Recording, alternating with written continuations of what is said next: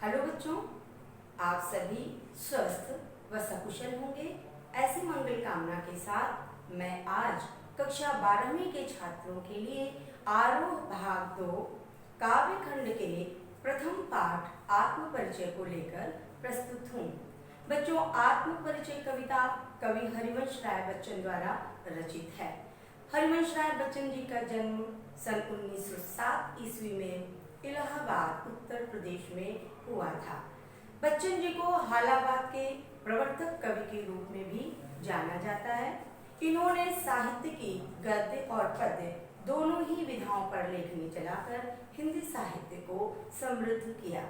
मधुबाला, मधुशाला, मधुकलश, निशा निमंत्रण, बुद्ध और नाच ग्रह, 4 खंडों में विभाजित आत्मकथा और प्रवासी की डायरी इनकी कुछ प्रमुख रचनाएं हैं। बच्चन जी लेखनी के धनी साहित्यकार थे। उन्होंने अपनी लेखनी से हिंदी साहित्य की अभूतपूर्व श्री वृद्धि की। बच्चों, कवि हरिवंश राय बच्चन जी सन 1942 से लेकर 1952 तक इलाहाबाद विश्वविद्यालय के प्रधानाध्यापक पद पर रहे। वो आकाशवाणी से प्रकाशित होने वाले साहित्य से संबंधित विभिन्न कार्यक्रमों से भी संबद्ध रहे। विदेश मंत्रालय में हिंदी विभाग के विशेषज्ञ रहे और आजीवन उन्होंने लेखन कार्य किया। उनका लेखन हमारे लिए प्रेरणादायी है। बच्चन जी की कविताओं में रहस्यवादी भावना या छायावाद की वक्रता नहीं है। उन्होंने छायावाद की लाक्षणिकता और वक्रता के स्थान पर बहुत ही सरल, सहज और स्वाभाविक खड़ी बोली में अपनी रचना की है। बच्चों, हरिवंश राय बच्चन जी की कविताओं पर फारसी के प्रसिद्ध कवि उमर खयाम जी की शेरो शायरी का मस्तानापन देखने को मिलता है। उनकी यह रचना आत्म परिचय, बुद्ध और नाच घर उनके कविता संग्रह से ली गई है। 2 रचनाएं यहाँ पर प्रस्तुत हैं, जिनमें से मैं आज आपको आत्म परिचय पढ़ाने जा रही हूँ। बच्चों, आत्म परिचय कविता से संबंधित कुछ प्रमुख चीजें जो मैं आपको पहले बताना चाहूंगी।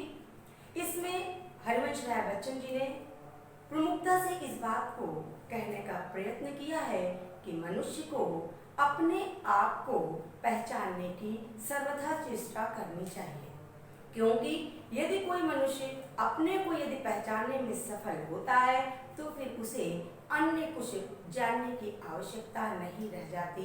बाकी सांसारिकता को वह स्वतः जान जाता है।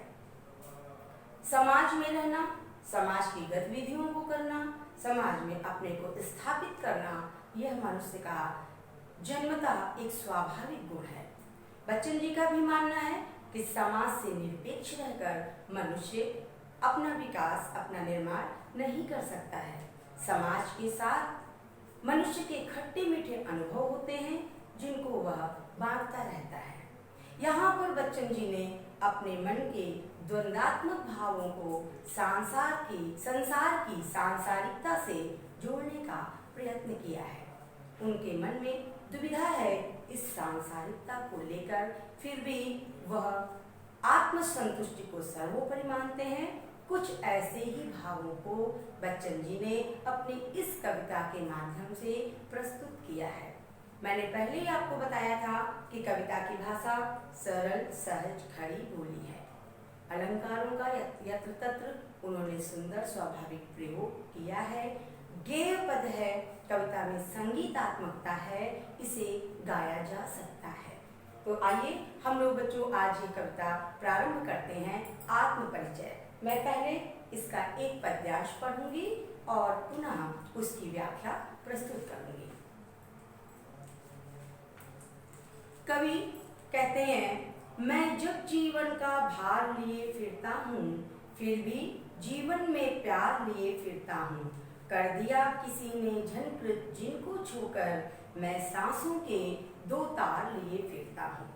मैंने पहले ही आपसे बताया था कि कवि ने अपने मन के द्वंद्वात्मक भावों को कविता के माध्यम से प्रस्तुत किया है। पहली लाइन में कवि कहते हैं मैं जग जीवन का भार लिए फिरता हूँ। जग जीवन मैंने यहाँ पर लिखा हुआ है जग जीवन यानी सांसारिक गतिविधियां, संसार के लोगों के द्वारा किए जाने वाले कर्म, उनके जो गतिविधियां हैं उसको कवि ने जग जीवन का नाम दिया है। कवि कहता है कि मुझे ये संसार की गतिविधियां, संसार के लोगों द्वारा किए जाने वाले ये कर्म भार स्वरूप प्रतीत होते हैं। मैं जग जीवन का भार लिए फिरता हूँ।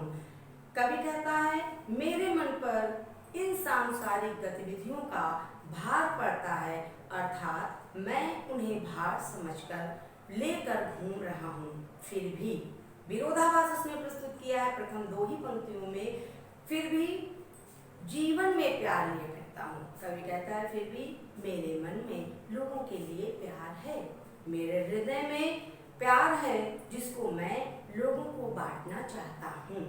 एक तरफ तो वो कहता है कि सांसारिक गतिविधियां मेरे लिए भार स्वरूप हैं जिनका मैं वहन कर रहा हूँ, और दूसरी ओर वह कहता है कि मेरे हृदय में प्यार है, स्नेह है जिसे मैं इस संसार को देना चाहता हूँ। आगे है कर दिया किसी ने झनकृत जिनको छूकर मैं सांसों के दो तार लिए फिरता हूँ।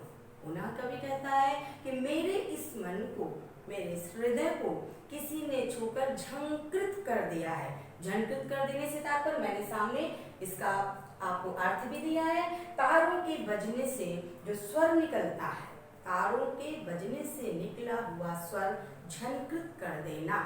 यहाँ कवि ने अपने मन को वीणा बताया है, एक वाद्य यंत्र बताया है। वो कहता है कि मेरी इस मन वीणा को, मेरे इस हृदय रूपी वीणा को किसी ने छू लिया है, जिसके कारण वो झंकृत हो गई, अर्थात जिसके कारण मेरा मन संगीत के सुंदर स्वरों से भर गया है। मैं सांसों के दो तार लिए फिरता हूँ और मैं उसी संगीत के स्वरों के सहारे अपने जीवन का निर्वाह करता हूँ। एक बार पुनः चारों लाइनों का अर्थ देख लीजिए। कवि कहता है मैं संसार को, संसारिक गतिविधियों को भार समझता हूँ। दूसरी तरफ वो कहता है लेकिन फिर भी मेरे मन में प्रेम है, स्नेह है, मैं इस दुनिया को, मैं यहाँ के लोगों को प्यार बांटता हूँ। कहता है कि मेरे मन को किसी ने छूकर झंकृत कर दिया है, संगीत में बना दिया है, मैं संगीत की उस मधुर ध्वनि के सहारे ही अपना जीवन निर्वाह कर रहा हूँ। आगे का पद्यांश है, ध्यान से देखेंगे। मैं स्नेह सुरा का पान किया करता हूँ, मैं कभी ना जग का ध्यान किया करता हूँ। जग पूछ रहा उनको जो जग की गाते, मैं अपने मन का गान किया करता हूँ। कवि क्या कह रहा है? विरोधाभास की स्थिति उत्पन्न है। पहले भी दो पंक्तियों में विरोधाभास का सुंदर कवि ने प्रयोग किया था। विरोधाभास अलंकार वहाँ सुंदर द्रष्टव्य है। सरल सहज भाषा का प्रयोग कवि कर रहा है, बिल्कुल भी हमें समझने में कठिनाई नहीं हो रही है। मैं स्नेह सुरा का पान किया करता हूँ। यहाँ पर बच्चों सुरा, सुरा मदिरा है, शराब है, लेकिन कैसी शराब है? स्नेह की, प्रेम की। कवि कहता है मैं प्रेम की मदिरा का, प्रेम रूपी मदिरा का पान करता रहता हूँ, है ना। एक मदिरा है जिसको पीने के बाद हम बहक जाते हैं, हमारे पैर सही नहीं पड़ते हैं, हम मस्त हो जाते हैं, हम पूरी तरह से इस दुनिया से अपने को मुक्त पाते हैं। लेकिन यह जो मदिरा है, कवि इस मदिरा को पीकर मस्त है, उसे इस मदिरा की मस्ती में भी सबका ध्यान है, दुनिया का ध्यान है, और वो कहता है मैं नित्य प्रति प्रेम की मदिरा का पान किया करता हूँ, प्रेम रूपी मदिरा को मैं पीता रहता हूँ, इसलिए कभी न जग का ध्यान किया करता हूँ, मैं संसार का ध्यान नहीं रखता। अब आप ये सोचेंगे कि अभी मैंने कहा कि मैं संसार का ध्यान रखता हूँ, अभी अभी ये लाइन कह रही है कि मैं संसार की परवाह नहीं करता। यहाँ पर कवि ने आत्मसंतुष्टि के भावों का सुंदर प्रस्तुतिकरण करते हुए कहा है मैंने प्रेम रूपी मदिरा का पान किया है, यानी मेरे मन में प्रेम है, मेरे मन में संसार के उन लोगों के प्रति दया है, ममता है, करुणा है, उन लोगों के प्रति मेरे मन में भाव है जो सचमुच इस सांसारिकता से दूर हैं, जो सांसारिक जंजालों में फंसे नहीं हैं, जो केवल अपने स्वार्थों की पूर्ति में नहीं लगे हैं, कवि ऐसे लोगों की ओर संकेत करते हुए कहता है कि मैं उन लोगों के प्रति कृतज्ञ हूँ, उन लोगों के प्रति समर्पित हूँ, किंतु जो लोग अनर्थ के कार्य करते हैं, दुराचारी हैं, माया मोह में फंसे हैं, ऐसे लोगों की मैं बिल्कुल परवाह नहीं करता। द्वंद्व है कवि के मन में, द्वंद्वात्मक भाव है उसके मन के। वो अपने मन के भावों को दुनिया के साथ जोड़ता है। पहले ही उसने कहा था कि मनुष्य यदि समाज में है, संसार में है, तो संसार से अलग उसका अस्तित्व नहीं है। इसलिए कवि कहता है कि मैं कभी न जग का ध्यान किया करता हूँ, मुझे संसार की कभी परवाह नहीं होती, मैं संसार का ध्यान नहीं करता। यानी जिन कार्यों को करने में मुझे आत्मसंतुष्टि मिलती है, जिनको करके मेरा मन प्रसन्न होता है, मैं उन्हीं कार्यों को करता हूँ। जग पूछ रहा उनको जो जग की गाते, मैं अपने मन का गान किया करता हूँ। कवि कहता है ये सांसारिक नियम है।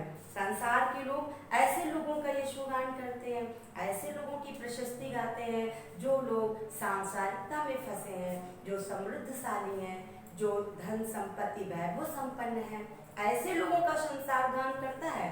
लेकिन कवि कहता है मुझे ऐसे संसार की परवाह नहीं है, मैं तो अपने मन का गान किया करता हूँ। अर्थात मैं उन गीतों को गाता हूँ, मैं उन कार्यों को करता हूँ जो मेरे मन को भाते हैं, जो मुझे अच्छे लगते हैं, जिसमें मुझे आत्मसंतुष्टि मिलती है। इसमें बहुत सारे बच्चों प्रश्न बनकर के सामने आएंगे, जैसे कि दो तार लिए फिरता हूँ, ये कौन से दो तार हैं? ये संगीतमय तार हैं जिसने कवि की दुनिया को मधुर बना दिया है। पुनः स्नेह सुरा है, यह कौन सी मदिरा का कवि पान करता है? प्रेम रूपी मदिरा का कवि पान किया करता है। कवि के मन में क्या द्वंद है? कवि के मन का द्वंद है कि वो इस संसार से पूरी तरह से अपने आप को जोड़ नहीं पा रहा है। वो इस संसार में तो है, लेकिन केवल उन लोगों के प्रति ही समर्पित है जो सत्य में सदाचारी हैं, नैतिक गुणों से परिपूर्ण हैं, परोपकारी हैं, जिनमें इस सांसारिकता का अभाव है, जो सांसारिक माया जाल में फंसे नहीं हैं, बंधे नहीं हैं। इसके बाद बच्चों शिल्प सौंदर्य संबंधी कुछ प्रश्न आपके सामने है। जैसे पहला प्रश्न है कि इस काव्यांश की भाषा क्या है? तो हमने पहले ही आपको बताया था, काव्यांश की भाषा सरल, सहज, खड़ी बोली है, वक्रता नहीं है, लाक्षणिकता नहीं है। वक्रता टेढ़ापन होता है तो समझ में नहीं आता। कवि ने बहुत ही सरल सहज भाषा का प्रयोग किया है। कई एक बार मैंने आपके सामने जैसे जग जीवन, जवर्ण की आवृत्ति हुई, जग जीवन अनुप्रास अलंकार है। दूसरे स्टेंजे की अंतिम लाइन किया करता हूँ, कवर्ण की आवृत्ति है, यहाँ भी अनुप्रास अलंकार का सुंदर प्रयोग हुआ है। बच्चों स्नेह सुरा एक शब्द आया है, स्नेह सुरा। स्नेह सुरा प्रेम रूपी मदिरा, ठीक है। तो यहाँ पर रूपक की छटा द्रष्टव्य है, सुंदर रूपक का प्रयोग यहाँ पर कवि ने किया है। ठीक है बच्चों, इसके आगे मैं कल की कक्षा में आप लोगों को बताऊंगी और आगे की कक्षा में पूरी व्याख्या की जाएगी। धन्यवाद।